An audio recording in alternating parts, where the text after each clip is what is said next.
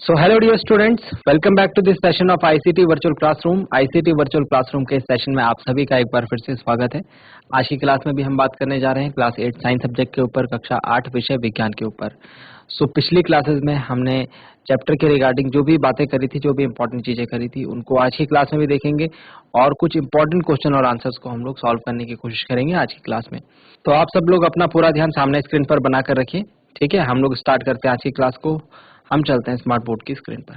तो dear students, हम लोग बात कर रहे हैं चैप्टर नंबर 11, तो इसको ही करते हैं कंटिन्यू, ठीक है। आज हम सॉल्व कर रहे हैं क्वेश्चन नंबर 5, जिसका फर्स्ट पार्ट है squeezing a piece of lemon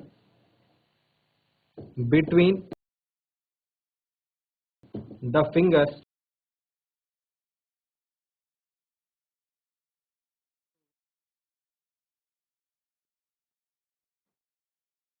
extract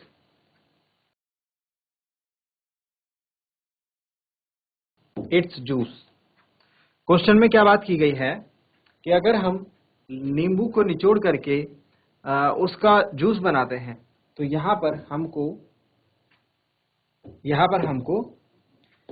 क्या एजेंट देखने को मिलता है, कौन सा फोर्स देखने को मिलता है, किस ऑब्जेक्ट पर फोर्स लगता है, ये सारी चीजें हमको बतानी है, ठीक है। समझ रहे होंगे। चलिए सॉल्व कीजिए इसे जल्दी से।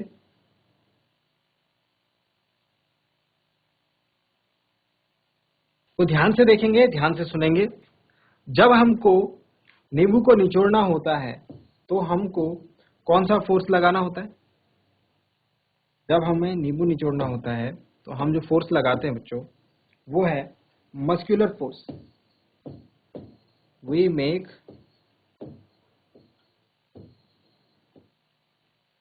muscular force. We make muscular force to extract the juice of lemon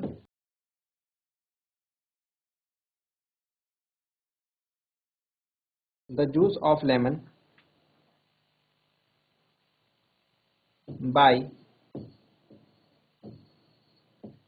squeezing। और हमको यहाँ पर क्या चेंज देखने को मिलता है, हमको यहाँ पर क्या चेंज देखने को मिलता है, चेंज इन शेप। मतलब नींबू आप देखेंगे पहले बिल्कुल गोल गोल होगा और जब आप उसे निचोड़ देंगे, जब आप उसका रस निकाल लेंगे तो वो पिचक जाएगा, है ना। तो हमको चेंज इन शेप, उसकी शेप जो है वो देखने को मिलेगी। Change in shape of the lemon, ये हमको देखने को मिलता है। समझ गए आप। नोट डाउन करेंगे इसे।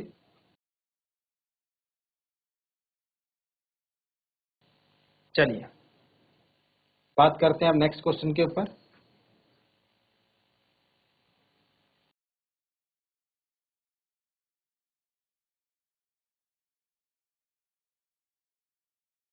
सेकंड पार्ट है इस क्वेश्चन का, taking out paste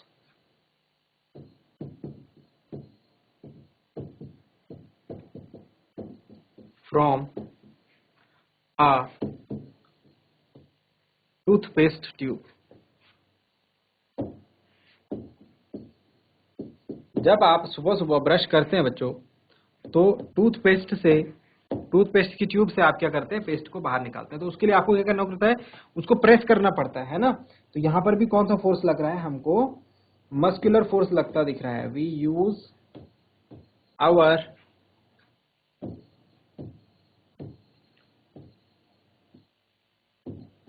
muscular force, ठीक है। और इसकी वजह से क्या होता है, इसकी वजह से चेंज इन शेप। सोचो क्या करते, जब आप उसे पिचकाते हो तो उसकी जो शेप है वो थोड़ा सी क्या हो जाती है, चेंज हो जाती है। तो change in shape of toothpaste tube. समझ रहे हैं बात को। तो हमको ये देखने को मिलता है।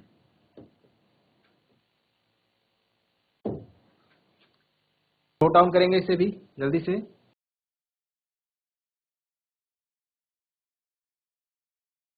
चलिए थर्ड क्वेश्चन है इसका, C part is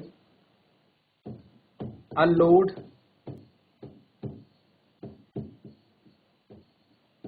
suspended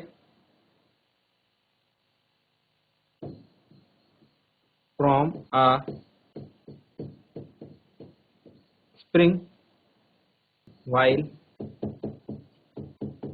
its other end is on a hook fixed to a wall। क्या बोला जा रहा है हमसे? हमसे ये बोला जा रहा है बच्चों कि एक स्प्रिंग है, ठीक है, और उसको हमने दीवार से किसी हुक से दीवार पर हमने उसको लटका रखा है ना, सस्पेंड करा हुआ है। तो उसके नीचे हम जैसे ही कोई लोड लगा देंगे, उसके नीचे जैसे ही हम कोई भारी चीज लगा देंगे तो स्प्रिंग क्या हो जाएगी? खींच जाएगी। ऐसे समझिए इसको कि ये हमारा वॉल है, इस पर हमने ये स्प्रिंग है, इसको ऐसे लटका रखा है। अब जैसे ही मैं क्या करूंगा, जैसे ही इसके नीचे कुछ भारी लोड लगाऊंगा तो ये स्प्रिंग क्या हो जाएगी? ये स्प्रिंग ऐसे खींच जाएगी नीचे को, समझ रहे हो? तो इसकी वजह से क्या देखने को मिलेगा? इसकी चेंज इन, क्या देखने को मिलेगा बताओ? चेंज इन, सोचो जरा। तो इसमें फोर्स कौन लगा रहा है? Load exerts a force, load exerts a force on the spring and pushes downwards, उसको नीचे की तरफ खींचता है। इसके अलावा हमको क्या देखने को मिलता है? कौन सा चेंज देखने को मिलता है? तो change in shape of spring हमको देखने को मिलता है, ठीक है। हमको स्प्रिंग की चेंज इन शेप देखने को मिलती है। नोट डाउन करेंगे। चलिए, आई होप यहां तक समझ में आया होगा आपको। नेक्स्ट फोर्थ पार्ट करते हैं हम।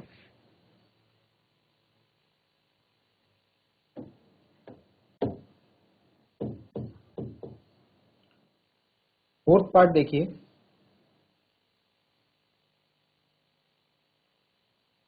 an athlete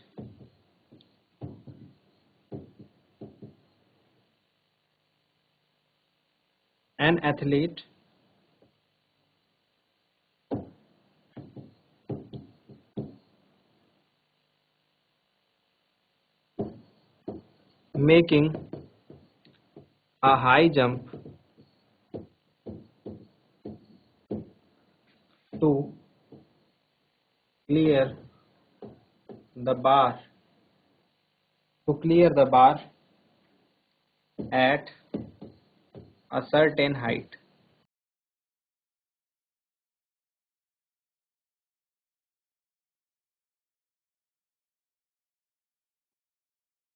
at a certain height। आप जानते हैं ना हाई जंप में क्या होता है? सपोज ये दो पिलर लगे हुए हैं और इसके बीच में ये बार लगा हुआ है,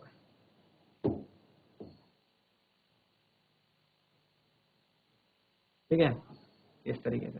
अब यहां से जो होगा, एथलीट जो होगा वो दौड़ता हुआ आएगा और यहां से जंप करेगा और इसके पार हो जाएगा, है ना। यही तो होता है हाई जंप में। तो ये कह रहे हैं कि अगर एक एथलीट को हाई जंप करनी है और किसी हाइट पर लगाओ, ये बार क्लियर करना है, तो उसके लिए उसको क्या करना होगा? तो जाहिर सी बात है अपने पैरों से, पैरों की हेल्प लेगा। जाहिर सी बात है अपने पैरों की हेल्प लेगा। पैर मतलब मसल्स, तो मस्कुलर फोर्स लग रहा है यहाँ पर, है ना। पैरों का मस्कुलर फोर्स लग रहा है, ठीक हो गया। जो उसके फुट की जो मसल्स हैं उनका मस्कुलर फोर्स, उनके थ्रू मस्कुलर फोर्स उसे मिलेगा और वो किसको? ग्राउंड को पुश करेगा। किसको? ग्राउंड। जब यहाँ से हाई जंप वो मारेगा तो क्या करेगा? वो ग्राउंड को पुश करेगा और फिर उसकी वजह से वो ऊपर उछलेगा और जंप मारेगा, है ना। तो यहाँ पर क्या चेंज हो रहा है? यहाँ पर ध्यान दीजिए, जब भी कोई ऑब्जेक्ट चल रहा होता है या चल के रुकता है या फिर रुक के चलता है या फिर चल रहा होता है और उसके जो मोशन है उसमें चेंज आता है, तो हम इसको बोलते हैं change in state of motion, है ना। बात करी थी ना बच्चों हमने। चलिए, तो इसमें लिखेंगे द फीट ऑफ एथलीट, मतलब जो धावक है उसके पैर, exert the muscular force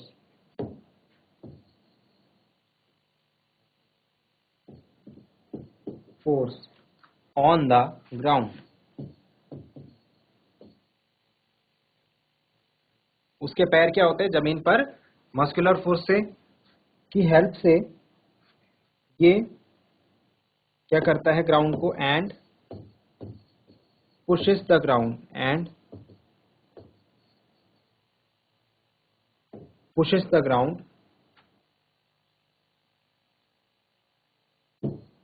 as a result.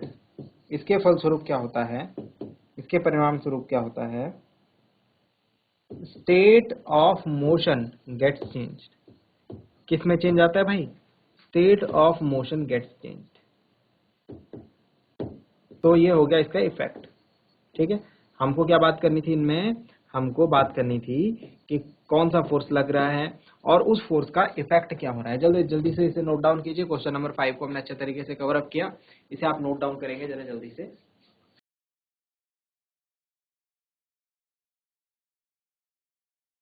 चलिए जरा जल्दी से नोट डाउन कीजिए, फिर हम नेक्स्ट क्वेश्चन की तरफ चलते हैं। तो नेक्स्ट क्वेश्चन क्या है, नेक्स्ट क्वेश्चन हमसे ये कह रहा है,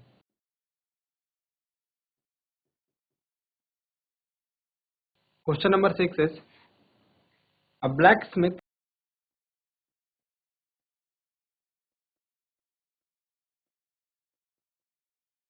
blacksmith hammers a hot piece of iron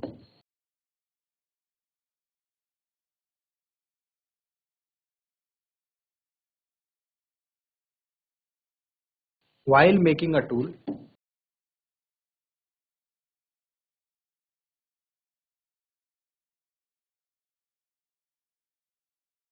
How does the force due to hammering,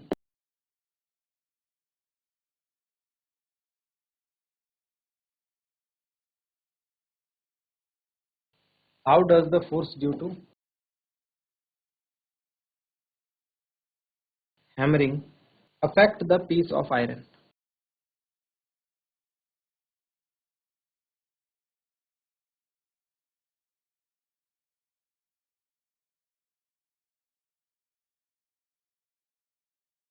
question के अनुसार ये बात की जा रही है, एक ब्लैक स्मिथ मतलब होता है लोहार, जो क्या करता है लोहे को गर्म करके उसके ऊपर हथौड़ा मारता है और उससे फिर वो डिजायरेबल मतलब जो चीज उसको बनानी होती है उस वो बना लेता है।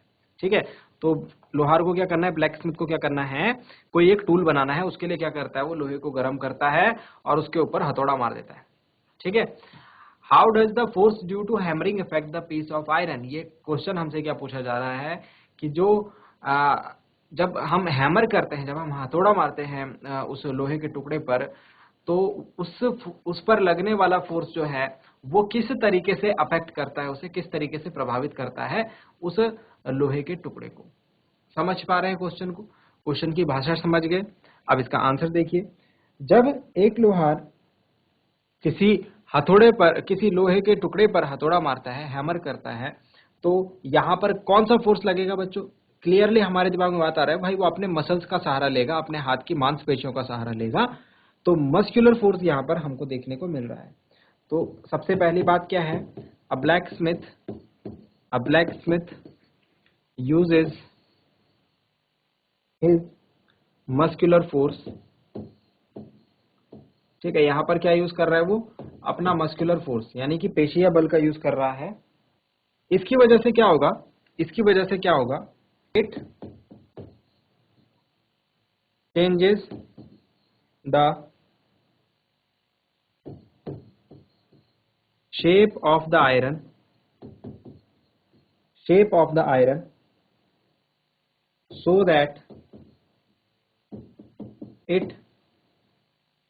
that it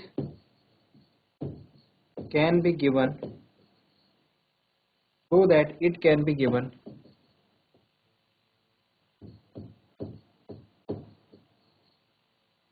the desired shape.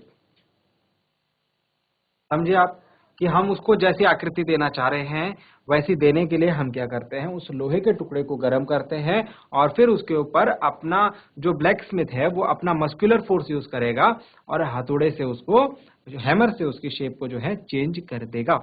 ठीक है, नोट डाउन करें इसे बच्चों।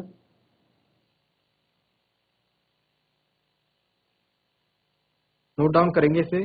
नेक्स्ट क्वेश्चन काफी इंटरेस्टिंग है, कुछ समझते हैं। Question number 7। क्वेश्चन नंबर 7 हमसे ये कह रहा है, a rocket has been fired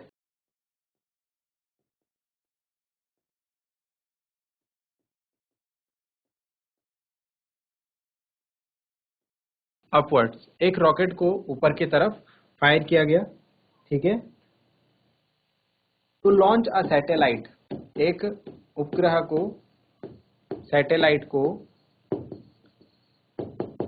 launch करने के लिए in its orbit, in its orbit. Name the two forces acting,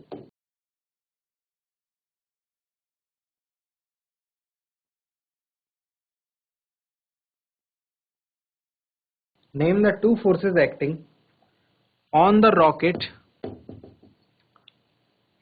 on the rocket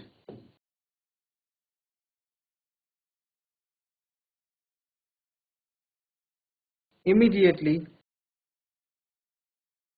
after leaving the launching pad।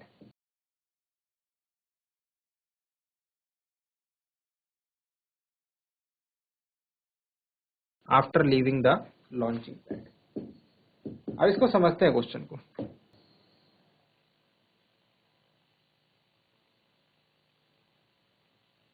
एक रॉकेट है सपोज,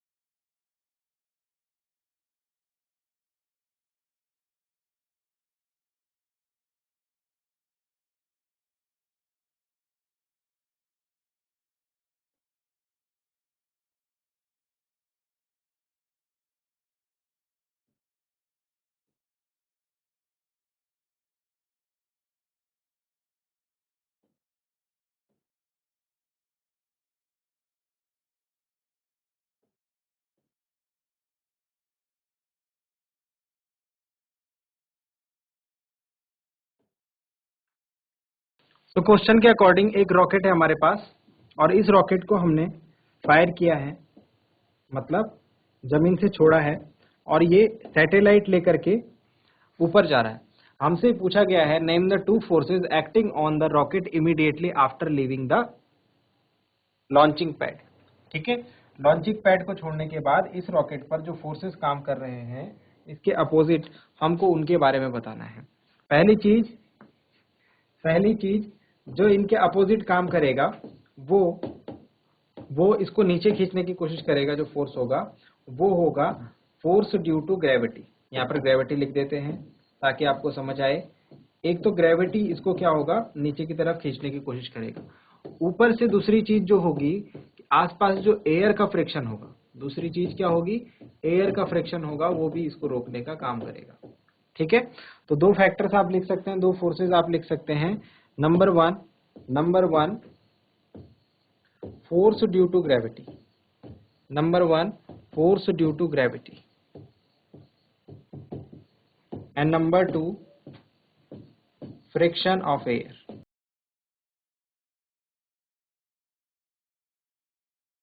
नोट डाउन करेंगे।